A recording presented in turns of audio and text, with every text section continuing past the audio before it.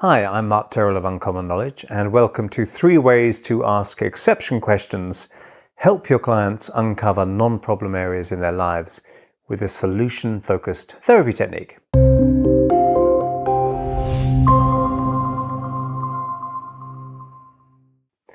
A client, Jeremy, said, "I just can't stop smoking, Mark. I've tried everything, but I've always got a cigarette in my hand." Jeremy and his partner were trying to start a family, so he had every reason to quit because smoking is negatively associated with fertility. But he was finding it difficult, so he'd come to me.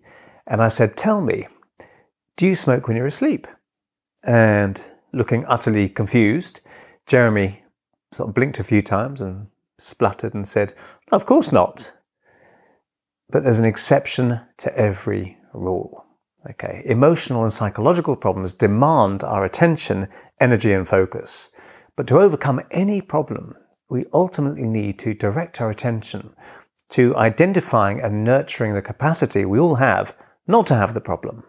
Now, in most cases, there was a time before the problem started. Jeremy certainly didn't come out of the womb smoking, but there are also current times when the problem takes a day or even an hour off. So being a solution-focused kind of a therapist, as well as asking him about the problem, I ask clients to tell me in detail about the exceptions, the times they don't experience the problematic behavior or feeling. And the information they provide starts to form the basis of their escape route when the problem isn't a problem.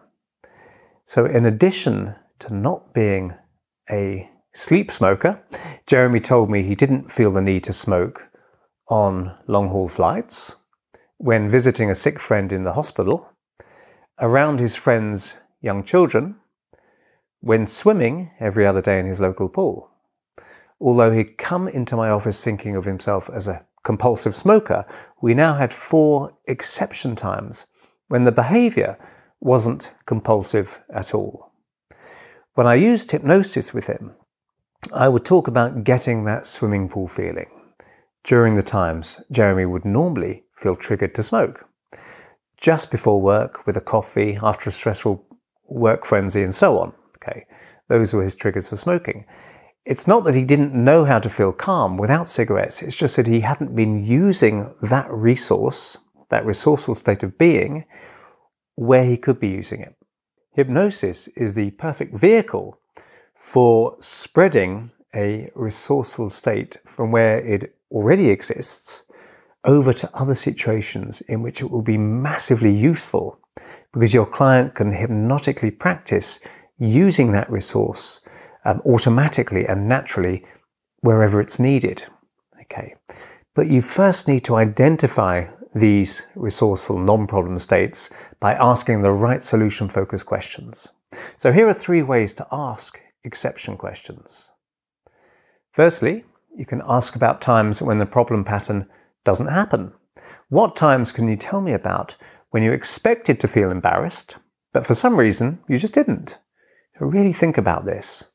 Have there been times when you expected to panic, but it didn't happen? You can ask your client about times they expected to feel angry or sad, to blush or to feel terrified when flying, but the feeling just didn't show up for some reason, or not to the degree they were expecting anyway. So Diane, who was terrified of the presentation she had to give at work soon, remembered speaking comfortably and without a blush in front of her best friend's 200-guest wedding. So I asked, when did she notice that she wasn't nervous or embarrassed? At what point? About halfway through my toast, I realized everyone was laughing, but not at me, as I dreaded, she said, but at a joke about our childhood that I hadn't even planned to make. And she'd been holding sort of cheat cards behind the microphone, but she'd done away with them and just been spontaneous in her speech, and it gone really, really well. So that was a wonderful exception time. So people don't have exactly the same experience every time. So we can look for the times when it's naturally been better or less bad. Okay. 2, ask what was different. So we can then ask, what exactly was different about that time that wasn't so bad, or that it didn't happen at all? Or even, how did you do that? What were you doing differently that time? And this helps the the client locate resources as early as possible.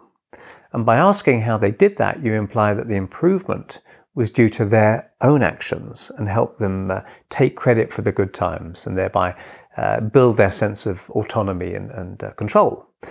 In Diane's case, she thought about it and said she'd been so nervous beforehand that she'd over-practiced for days. And she also said it was important for her not to let her friend down on that special day and that she wanted the whole crowd to see the couple as she did. So really the focus had been off herself and onto doing a good job. Later in the session, we talked about the importance of preparation and ways she could communicate her passion for the topic of her upcoming presentation. But first, I assumed that she not only could, but would do that. So number 3, use presuppositions to help pinpoint resourceful exceptions. When you inquire about exceptions, it's great to use presuppositions. A presupposition is a masterful way of communicating because it precludes doubt by assuming an occurrence can be taken for granted. It's a language construct that's phrased to indicate that something will, or is extremely likely to, or already has occurred. For example, when do you feel calmer? Presupposes that there are times when they do feel calmer, and as well as presupposing a positive identification of such times. In contrast, are there any times when you feel calmer? Concedes that there may not be such times and readily allows for a negative response. Okay. More examples of presuppositions to glean those precious exception times include things like, where are you when you find yourself feeling less depressed? Or what occasions have you noticed when you expected to feel shy, but you actually had a really good time and sort of came out of yourself?